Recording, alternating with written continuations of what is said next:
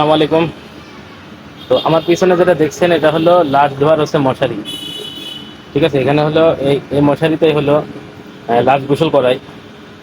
তো আমি এখন আছি ছাদে। ঠিক আছে, এখন রাত কয়টা বাজে আপনারা একটু দেখেন, প্রায় 12টার কাছাকাছি।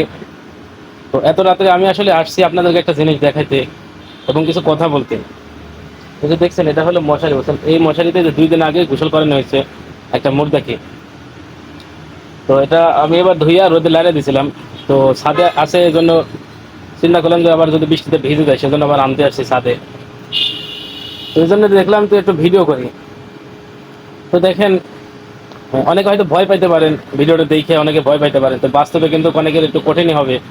এত রাত্রে তো আবার ছাদে উঠা, হ্যাঁ, লাশ গোসল করানো ওই মশারি, মানে নগদ এদের পরশু দিন একটা লোক মারা গেছে।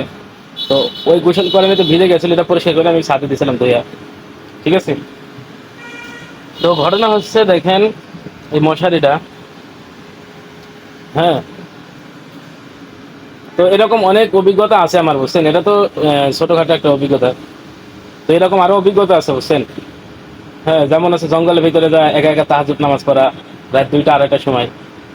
এরপরে ধরেন হচ্ছে জঙ্গলের ভিতরে বসে থেকে, কবরের উপর বসে থেকে আমি হচ্ছে বসে আছিলাম, আসলে একটা অভিজ্ঞতা হাসিলের জন্য আর কি। এরপরে ধরেন হচ্ছে অনেকে বলতো আগে যে হচ্ছে তেলের পিঠা খাইলে, হ্যাঁ, সে এরকম অনেক সমস্যা হয়। তো আমি জঙ্গলের ভিতরে যাই আর কি হচ্ছে তেলের পিঠা খাইছি অনেক রাত্রে। আবার ধরেন কবরস্থানের ভিতরে যা বসে থাকছি কত রাত্রে পর্যন্ত। এরপরে ধরেন আমার মসজিদে হচ্ছে নাকি অনেক সমস্যা হয়, আমি ওইটাকে সাথে সাথে বসে থাকছি। হ্যাঁ, আবার বলছে যে জিন ছোড়া পড়লে হচ্ছে জেনে আশেপাশে ঘুরঘুর করে। আমি জিন ছোড়া পড়ছি অনেক রাত্রে একা একা জঙ্গলের ভিতরে। ঠিক আছে, তো আসলে ঘটনা হচ্ছে এগুলি আসলে বিষয়টা না, বিষয়টা হলো আপনার মনের ভয়। আপনি যদি ভয় করেন তাহলে সবকিছুই ভয়, আর যদি ভয় না করেন তো আপনার কিছুই না। ঠিক আছে, আপনি যে কোনো জায়গাতে আপনি সবকিছু ঠিকঠাক রাখতে পারবেন যদি আপনি মনের ভয় যদি দূর করতে পারেন। ঠিক আছে, তো আমার মতন কে কে পারবেন এত রাত্রে উঠে এই যে লাশ ধোয়াইলে গোসল করেনি মশারি, হ্যাঁ, রাত 12টা 1টা বাজে, প্রায় 1টা বাজে হচ্ছে। ঠিক আছে, তো যদি কারো সাহস থাকে একটু বলবেন, আর এরকম অভিজ্ঞতা কার কার আছে একটু জানাবেন। আরো এরকম বড় বড় অভিজ্ঞতা আছে ভাই, আমি জেনে জিন আসর করছে এরকম রুগীকে যে আমি একা একা যায়, আমাকে শুধু খবর পাঠাইছে যে সে জেনে ধরছে, এরকম রুগীকে আমি একা একা যায় অনেক রাত্রে যায় আসছে, আমি তাকে সেবা করে আসছি, সারা দিয়ে আসছি।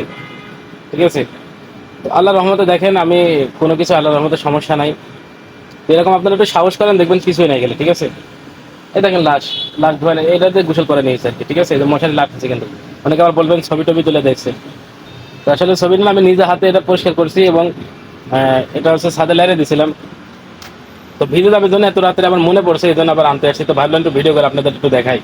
ঠিক আছে, তো সবাই ভালো থাকবেন, সবার জন্য শুভকামনা। ঠিক আছে, আল্লাহ হাফিজ।